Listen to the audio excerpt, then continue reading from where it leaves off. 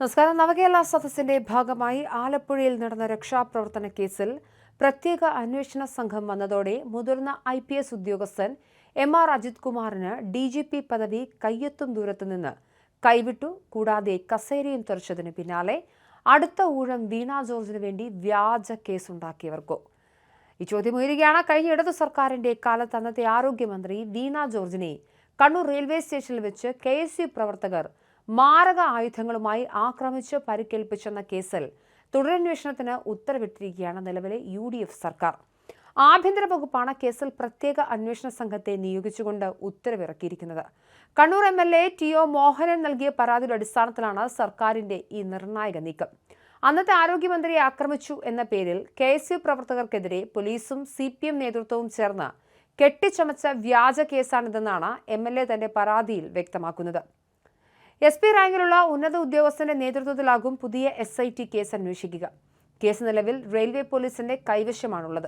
അന്നത്തെ KSU ജില്ലാ president അടക്കം 5 നേതാക്കളായിരുന്നു കേസിൽ അറസ്റ്റിലായത്.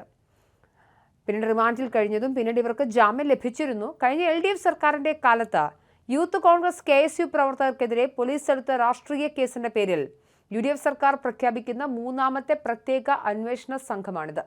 നേരത്തെ മുഖ്യമന്ത്രിയായിരുന്ന പിണറായി വിജയനെതിരെ ഇൻഡിഗോ വിമാനത്തിൽ പ്രതിഷേധിച്ച യൂത്ത് കോൺഗ്രസ് പ്രവർത്തകരെ EP ജയരാജനും മെക്കാന്മാരും ചേർന്ന് മർദ്ദിച്ച കേസിൽ തുടരന്വേഷണത്തിന് SIT വെച്ചിരുന്നു.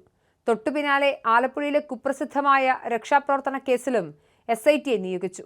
അതിന്റെ അനന്തരഫലമായി ADGP MR അജിത് കുമാറിന് ലഭിക്കേണ്ടിയിരുന്ന DGP പദവി നഷ്ടമായി. ഇതിന് പിന്നാലെയാണ് കണ്ണൂരിലെ വീണ ജോർജിന്റെ നാടകവും അന്വേഷണ പരിധിയിലേക്ക് വരുന്നത്. ഈ വർഷം ഫെബ്രുവരി 25-നായിരുന്നു കേസിനാസ്പദമായ സംഭവം നടന്നത്. കണ്ണൂർ റെയിൽവേ സ്റ്റേഷനിൽ വെച്ച് KSU പ്രവർത്തകർ ആരോഗ്യമന്ത്രി വീണ ജോർജിനെതിരെ കരിങ്കൊടി പ്രതിഷേധം നടത്തി. എന്നാൽ പ്രതിഷേധക്കാർ മാരകായുധങ്ങളുമായി ചാടി വീണ് മന്ത്രിയുടെ കഴുത്തിന് ആക്രമിച്ച് ഗുരുതരമായി പരിക്കേൽപ്പിച്ചു എന്നായിരുന്നു മന്ത്രിയുടെ ഗൺമാൻ പോലീസ് നൽകിയ മൊഴി. ഈ മൊഴിയുടെ അടിസ്ഥാനത്തിൽ പോലീസും ഭരണകൂടവും ചേർന്ന് ഭീകരാന്തരീക്ഷം സൃഷ്ടിക്കുകയായിരുന്നു. വധശ്രമം അടക്കം 13ഓളം ഗുരുതരമായ വകുപ്പുകൾ ചുമത്തിയാണ് KSU ജില്ലാ പ്രസിഡന്റ് അടക്കമുള്ള 5 പേരെ പോലീസ് അറസ്റ്റ് ചെയ്തത്. എന്നാൽ സംഭവ സ്ഥലത്തു നിന്നും പ്രതികളെ ഉടനടി പിടികൂടിയ പോലീസിന് അന്ന് പ്രതികളുടെ കയ്യിൽ നിന്നും യാതൊരുവിധ മാരകായുധങ്ങളും കണ്ടെത്താൻ സാധിച്ചില്ല. എങ്കിലും CPM നേതൃത്വം ഇതൊരു വധശ്രമമായി ആഗോളതലത്തിൽ പ്രചരിപ്പിച്ചു. സംഭവത്തിന് തൊട്ടു പിന്നാലെ വലിയ നാടകീയ സംഭവങ്ങളാണ് കണ്ണൂരിൽ പിന്നീട് അരങ്ങേറിയത്. കഴുത്തിന് പരിക്കേറ്റെന്ന് പറഞ്ഞ് കണ്ണൂർ ജില്ലാ ആശുപത്രിയിലും പിന്നീട് പരിയാരം മെഡിക്കൽ കോളേജ് ആശുപത്രിയിലും പ്രവേശിപ്പിക്കപ്പെട്ട മന്ത്രി വീണ ജോർജിനെ വെന്റിലേറ്ററിന് സമാനമായി ICUവിൽ പ്രവേശിപ്പിച്ചു. എന്നാൽ ICUവിൽ കിടന്ന മന്ത്രി പിറ്റേന്ന് പുലർച്ചെ ആരും കാണാതെ ആശുപത്രി വിടുകയും പത്തനംതിട്ടയിലെ സ്വന്തം വീട്ടിലേക്ക് റോഡ് മാർഗം സുഖമായി കാറോടിച്ചു പോവുകയും ചെയ്തതും വലിയ രാഷ്ട്രീയ തമാശയായിരുന്നു, ചർച്ചയുമായി. തുടർന്ന് പോലീസ് ശേഖരിച്ച റെയിൽവേ സ്റ്റേഷനിലെ CCTV ദൃശ്യങ്ങൾ വിശദമായി പരിശോധിച്ച അന്വേഷണ സംഘത്തിന് ഞെട്ടിക്കുന്ന സത്യം ബോധ്യപ്പെട്ടു. CCTV ദൃശ്യങ്ങളിൽ എവിടെയും മന്ത്രിക്ക് നേരെ ആയുധം ഉപയോഗിച്ചുള്ള ആക്രമണമോ വധശ്രമമോ നടന്നിട്ടില്ലെന്ന് തെളിഞ്ഞു. മന്ത്രിയുടെ അടുത്ത് പോലും ഈ കുട്ടികൾ എത്തിയിട്ടുണ്ടായിരുന്നില്ല. തുടർന്ന് കോടതിയിൽ നാണം കെടാതിരിക്കാൻ പോലീസിന് തന്നെ വധശ്രമ കേസ് എടുത്തു കളയേണ്ടി വന്നു. മാസങ്ങൾക്ക് ശേഷം തിരുവനന്തപുരത്ത് വെച്ച് റെയിൽവേ പോലീസിന് നൽകിയ മൊഴിയിൽ വീണ ജോർജ് സ്വയം തിരുത്തി. ഉന്തിലും തള്ളിലുമാണ് പരിക്കേറ്റെന്ന് വ്യക്തമാക്കിയ മാന്യയായ മുൻ മന്ത്രി ഗൺമാൻ ആരോപിച്ച ആയുധം കൊണ്ടുള്ള ആക്രമണത്തെ ആ വാദത്തെയും ഏറ്റുപിടിച്ചില്ല.